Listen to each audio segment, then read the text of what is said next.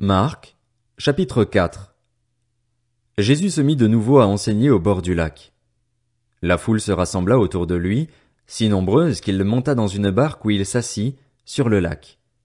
Toute la foule était à terre sur le rivage. Il leur enseignait beaucoup de choses en paraboles.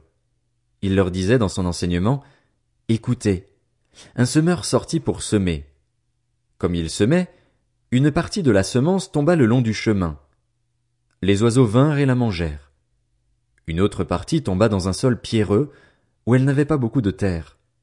Elle leva aussitôt, parce qu'elle ne trouva pas un terrain profond, mais quand le soleil parut, elle fut brûlée et sécha, faute de racines.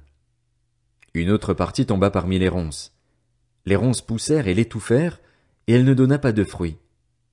Une autre partie tomba dans la bonne terre, elle donna du fruit qui montait et se développait, avec un rapport de 30, 60 ou 100 pour un.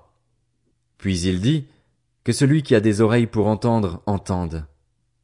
Lorsqu'il fut seul avec eux, ceux qui l'entouraient avec les 12 l'interrogèrent sur cette parabole. Il leur dit, c'est à vous qu'il a été donné de connaître le mystère du royaume de Dieu, mais pour ceux qui sont à l'extérieur, tout est présenté en parabole, afin qu'en regardant ils regardent et ne voient pas, et qu'en entendant ils entendent et ne comprennent pas, de peur qu'ils ne se convertissent et que leurs péchés ne soient pardonnés. Il leur dit encore, vous ne comprenez pas cette parabole? Comment donc comprendrez-vous toutes les autres? Le semeur sème la parole. Certains sont le long du chemin où la parole est semée. Dès qu'ils l'ont entendue, Satan vient et enlève la parole qui a été semée en eux. De même, d'autres reçoivent la semence dans un sol pierreux.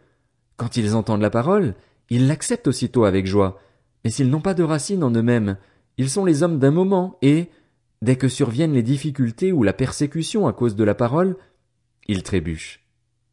D'autres encore reçoivent la semence parmi les ronces. Ils entendent la parole, mais les préoccupations de ce monde, l'attrait trompeur des richesses et les passions en tout genre pénètrent en eux, étouffent la parole et la rendent infructueuse. D'autres enfin reçoivent la semence dans la bonne terre.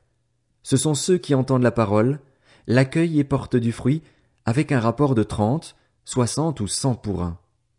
Il leur dit encore, apporte-t-on la lampe pour la mettre sous un seau ou sous le lit? N'est-ce pas pour la mettre sur son support?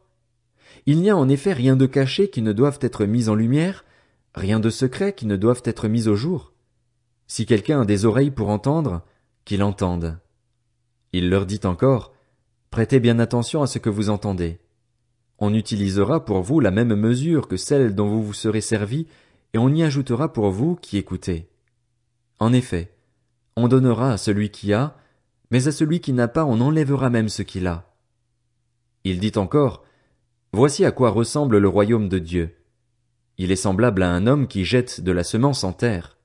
Qu'il dorme ou qu'il reste éveillé, nuit et jour la semence germe et pousse sans qu'il sache comment. En effet, d'elle-même la terre produit d'abord l'herbe, puis l'épi, enfin le grain tout formé dans l'épi, et, dès que le fruit est mûr, on y met la faucille, car c'est le moment de la moisson. Il dit encore, à quoi comparerons-nous le royaume de Dieu ou par quelle parabole le représenterons-nous? Il est comme une graine de moutarde. Lorsqu'on la sème en terre, c'est la plus petite de toutes les semences qui sont sur la terre.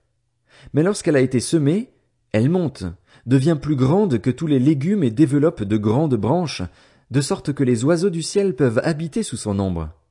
C'est par beaucoup de paraboles de ce genre qu'il leur annonçait la parole, dans la mesure où ils étaient capables de l'entendre. Il ne leur parlait pas sans paraboles, mais en privé il expliquait tout à ses disciples. Ce jour-là, le soir venu, Jésus leur dit, « Passons sur l'autre rive. » Après avoir renvoyé la foule, ils l'emmenèrent dans la barque où il se trouvait. Il y avait aussi d'autres barques avec lui. Un vent violent s'éleva et les vagues se jetaient sur la barque, au point qu'elle se remplissait déjà. Et lui, il dormait à l'arrière sur le coussin. Ils le réveillèrent et lui dirent, « Maître, cela ne te fait rien que nous soyons en train de mourir. » Il se réveilla, menaça le vent et dit à la mer, « Silence! Tais-toi! » Le vent tomba et il y eut un grand calme. Puis il leur dit, « Pourquoi êtes-vous si craintifs? Comment se fait-il que vous n'ayez pas de foi? » Ils furent saisis d'une grande frayeur et ils se disaient les uns aux autres, « Qui est donc cet homme? Même le vent et la mer lui obéissent. »